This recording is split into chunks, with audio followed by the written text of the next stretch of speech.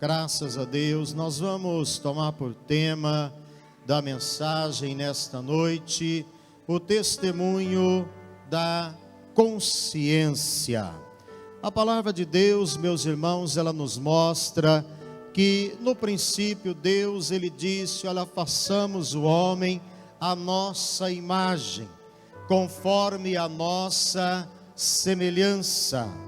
Mas depois, meus irmãos, da queda do homem no pecado, a consciência foi a única coisa que sobrou da imagem de Deus no homem, como aquilo que mais se aproxima, que mais se assemelha com o seu caráter, como uma guardiã da honra de Deus, como uma fagulha da santidade divina. A consciência, meus irmãos, ela funciona em nós como um árbitro que vai aprovando ou reprovando as nossas atitudes. Nós vemos através da palavra de Deus que o apóstolo Paulo, ele sempre seguia a sua consciência.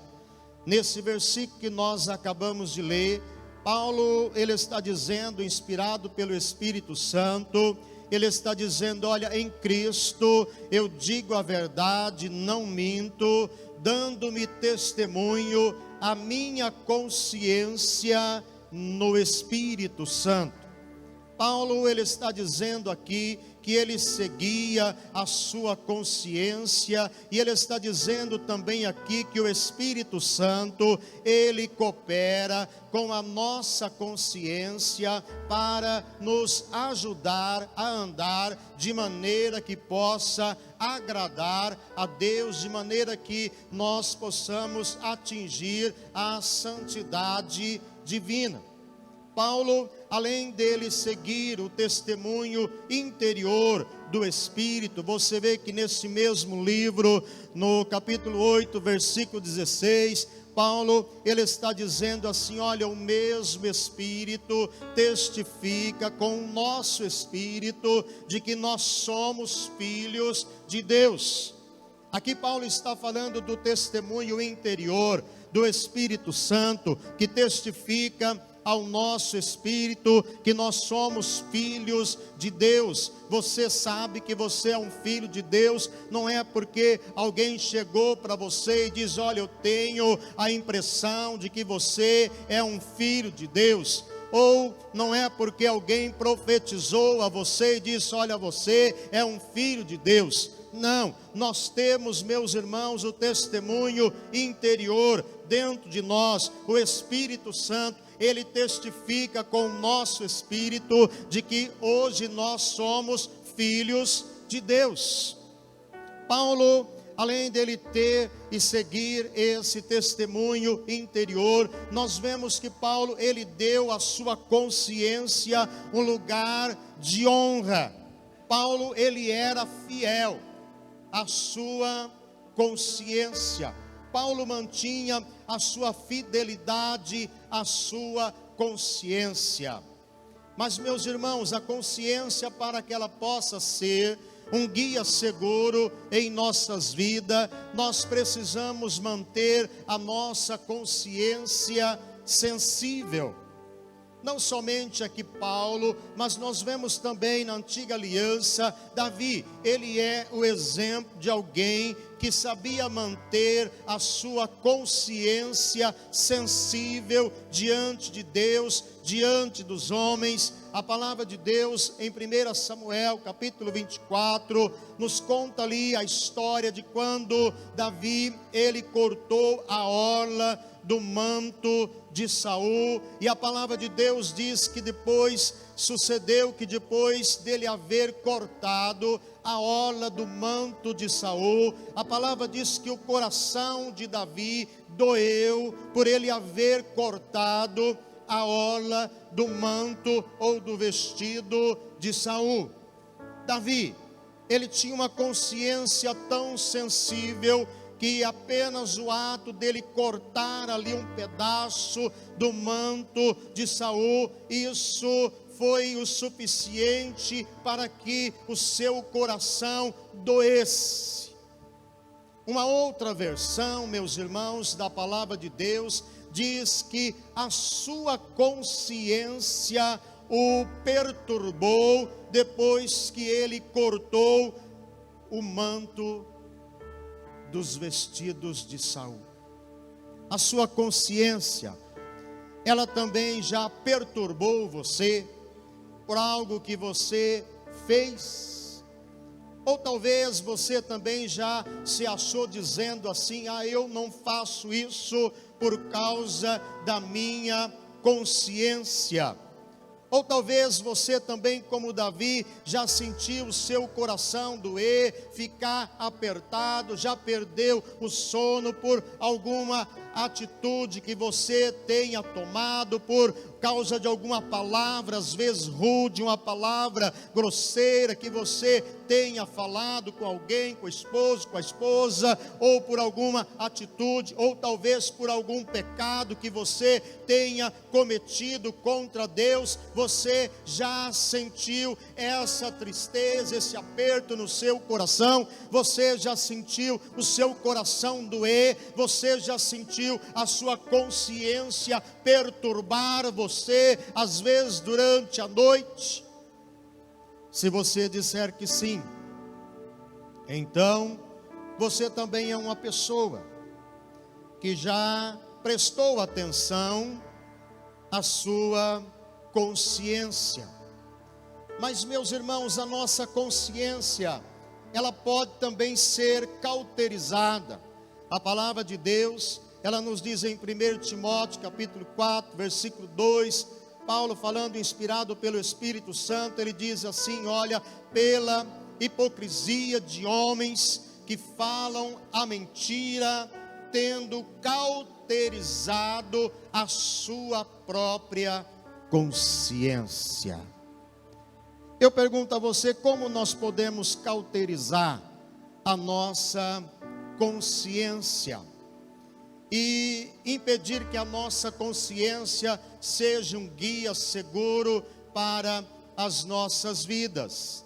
Nós, meus irmãos, quando nós violamos a nossa consciência, quando nós não damos ouvido à voz da nossa consciência, eu não estou falando aqui sobre uma voz audível. Você não deve estar procurando ouvir vozes. Nós, meus irmãos, vemos que a voz da consciência, ela é uma voz interior, ela é aquela percepção, é aquela intuição. Às vezes nós chamamos aquilo de palpite. Você certamente já ouviu as pessoas falar: eu tenho palpite que vai acontecer desta forma. Então isso é a voz da consciência.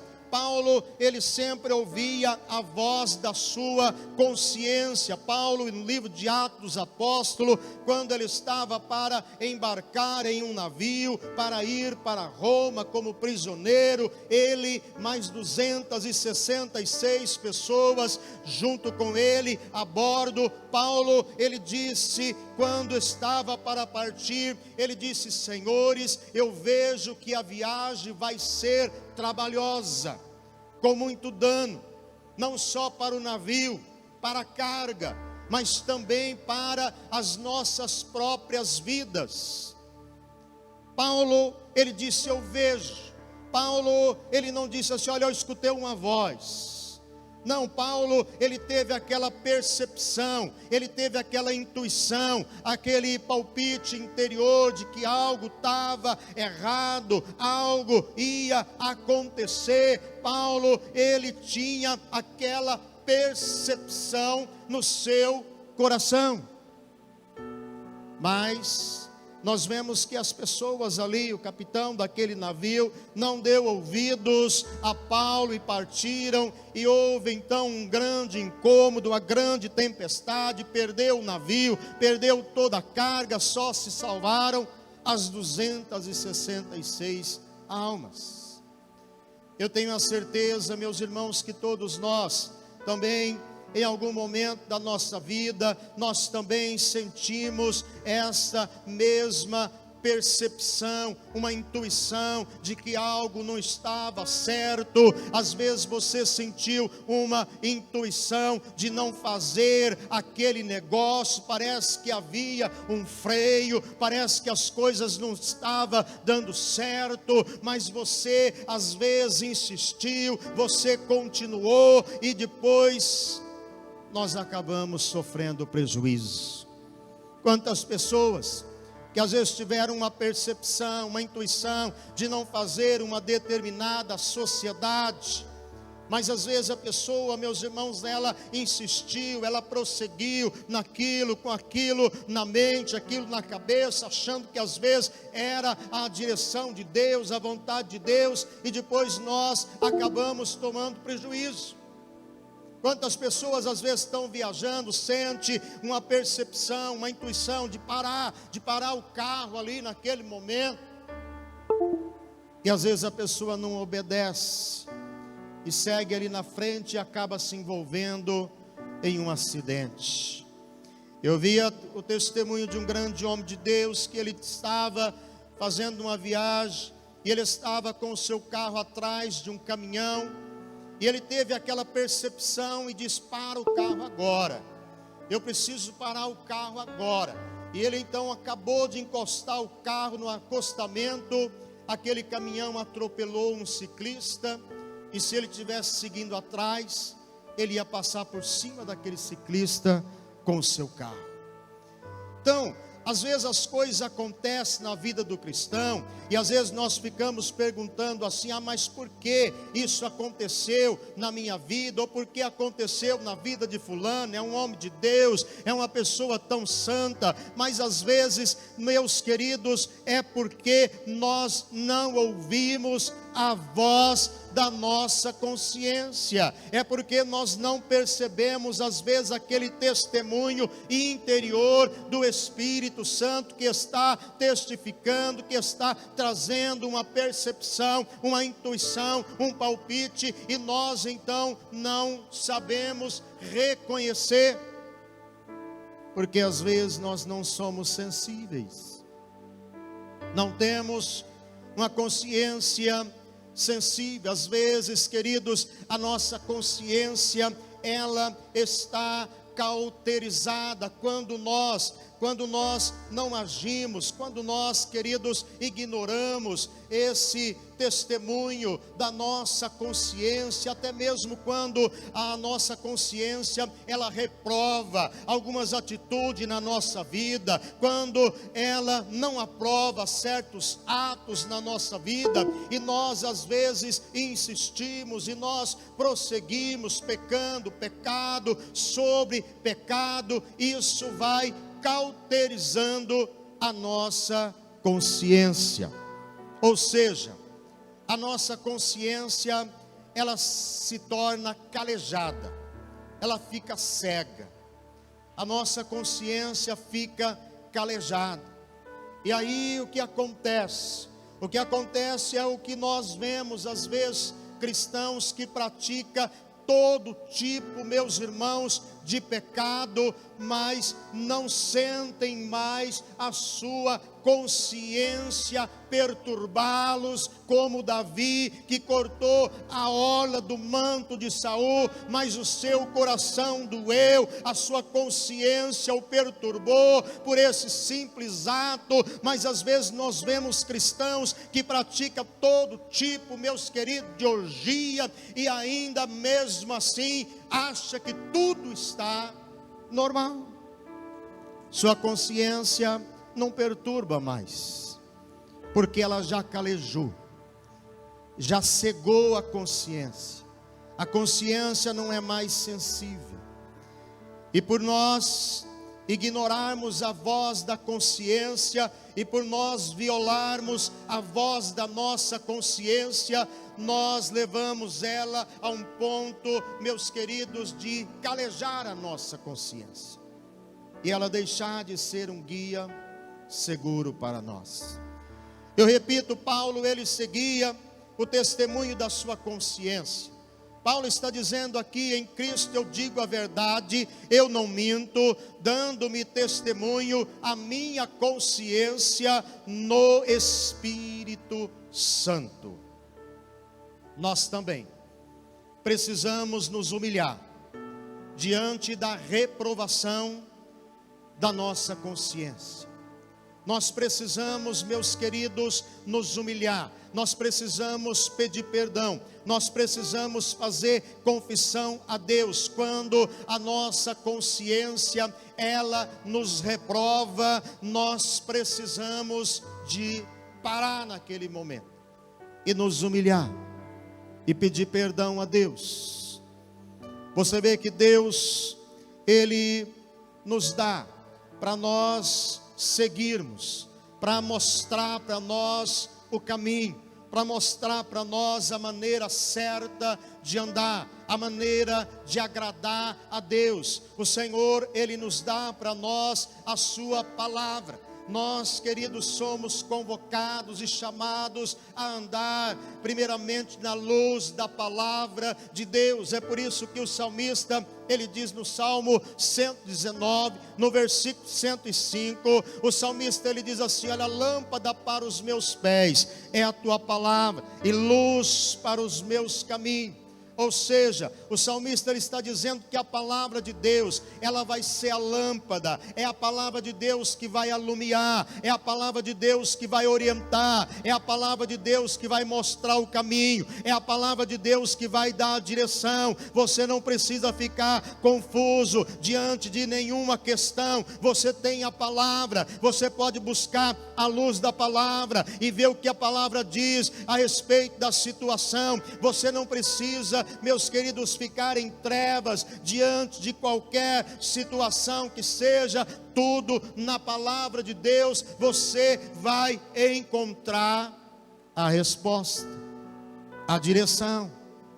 Ela é a lâmpada que vai alumiar o nosso caminho. É por isso que Jesus ele disse: eu sou a luz do mundo, aquele que me segue não andará em trevas, mas terá a luz da vida. É a palavra que leva para Jesus. A palavra de Deus vai nos orientar. É por isso que em Colossenses capítulo 3, no versículo 16, você vê ali mais uma vez o Senhor dizendo: olha, a palavra de Cristo habite em vós abundantemente em toda a sabedoria, ensinando-vos, admoestando-vos uns aos outros com salmos e hinos, cânticos espirituais, cantando com graça no seu coração ao Senhor. É a palavra que vai ensinar, é a palavra que vai orientar, é a palavra que vai iluminar, é a palavra que vai admoestar, ou seja, é a palavra que vai corrigir, é a palavra que vai nos redarguir, é a palavra de Deus que vai nos instruir, é a palavra de Deus que vai mostrar para mim e para você o caminho, a maneira de agradar a Deus, a maneira de andar na presença de Deus, a maneira de nós sermos aceitos por Deus e glorificar a Deus no nosso corpo, no nosso espírito, os quais pertencem a Deus. Além da palavra, nós temos o testemunho interior do Espírito Santo, como eu disse, Romanos 8,16, Paulo disse: o mesmo Espírito testifica com o nosso espírito de que nós somos filhos de Deus. E temos o testemunho da nossa consciência. Nós precisamos, queridos, aprender a andar na luz da aprovação da nossa consciência.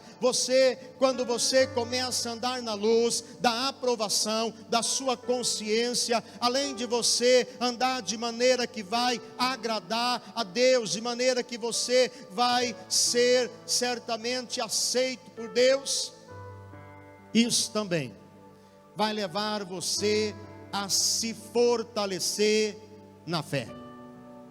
A fraqueza da nossa fé está, meus irmãos, consiste no fato de nós não termos uma boa consciência diante de Deus, uma consciência limpa. Olha o que o apóstolo Paulo está dizendo aqui em 1 Timóteo, no capítulo 1, versículo 19, Preste bem atenção aqui nesses 2 versículos que eu vou estar lendo. Olha, conservando a fé. Uma outra versão diz assim, olha, mantendo a fé e a boa consciência, porquanto alguns tendo rejeitado o que? A boa consciência, fizeram naufrágio da fé. Por que essas pessoas fizeram naufrágio da fé? Sua fé afundou, sua fé acabou. Porque rejeitaram o que? A boa consciência. Olha aqui no versículo 3. Aliás, no capítulo 3, no versículo 9. Ele fala, conservando o mistério da fé, com uma limpa consciência. Ou seja, conservando o mistério da fé, com uma boa consciência. Você percebe aqui como Paulo, ele está conectando as duas coisas. Uma boa consciência com manter a fé, conservar a fé. Quem rejeitou a boa consciência, naufragou na fé. Então nós vemos aqui o apóstolo Paulo, ele fazendo essa conexão de uma boa consciência com uma fé forte. Eu repito, a fraqueza da nossa fé consiste no fato de nós rejeitarmos uma boa consciência diante de Deus. É por isso que na epístola de João ele diz assim, olha, amados, se o nosso coração, ele não nos condena, então nós temos confiança para com Deus, e tudo que nós pedimos dele, nós receberemos, porque guardamos os seus mandamentos, e fazemos aquilo que é agradável aos seus olhos. A palavra está dizendo, se o teu coração não te condena, você tem confiança.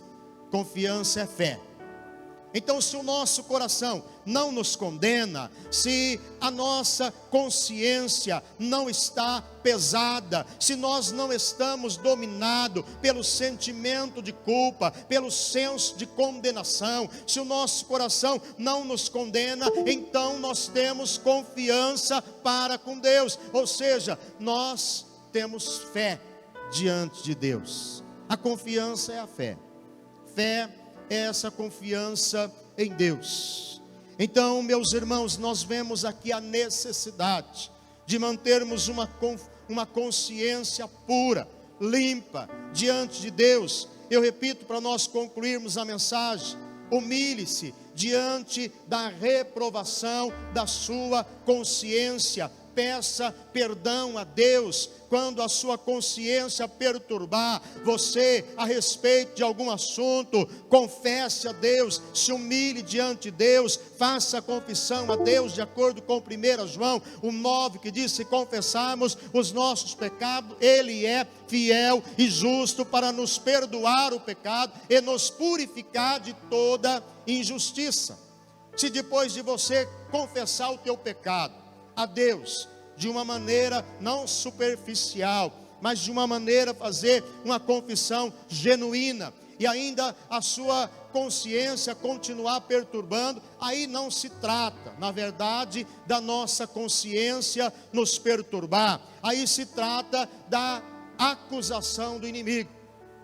A palavra de Deus, meus queridos, ela nos diz que Satanás, ele é o nosso acusador, ele nos acusa diante de Deus, de dia e de noite. Então você tem que aplicar o sangue de Jesus sobre a sua consciência. Hebreus 9,14 diz assim: olha, quanto mais o sangue de Cristo, que pelo Espírito eterno ofereceu-se a Deus imaculado, purificará as vossas consciências das obras mortas do pecado. Digam amém.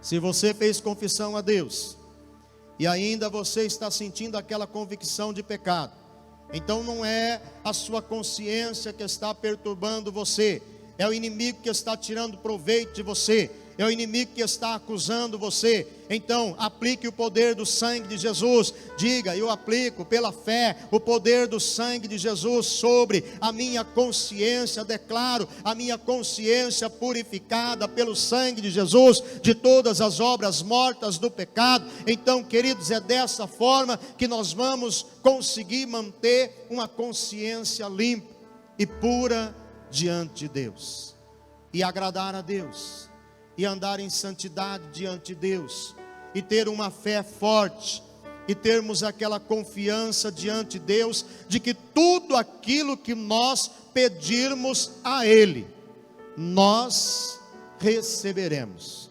Você tem essa confiança? De que tudo que você pede a Deus, você recebe? Pastor, ainda não cheguei nesse nível, mas você pode chegar, se nós aprendermos a conservar a nossa consciência pura, limpa, se nós aprendermos a andar na luz da nossa consciência, se nós aprendermos a nos humilhar diante da reprovação da nossa consciência, você pode chegar a esse ponto de ter uma confiança tão grande em Deus, de que tudo aquilo que você pedir a Deus, dele você receberá, porque você está guardando os seus mandamentos e você está fazendo aquilo que lhe agrada. Agora, quando a situação é inversa, aí nós perdemos a confiança, e sem fé é impossível agradar a Deus. Então, queridos, nós vemos aqui um caminho para você se aproximar de Deus, para você agradar a Deus, para você andar da maneira que Deus quer, para você ter confiança, para você receber tudo aquilo que você pedir a Deus. Esse é o caminho. Mantenha o testemunho da sua consciência, mantenha uma consciência limpa diante de Deus.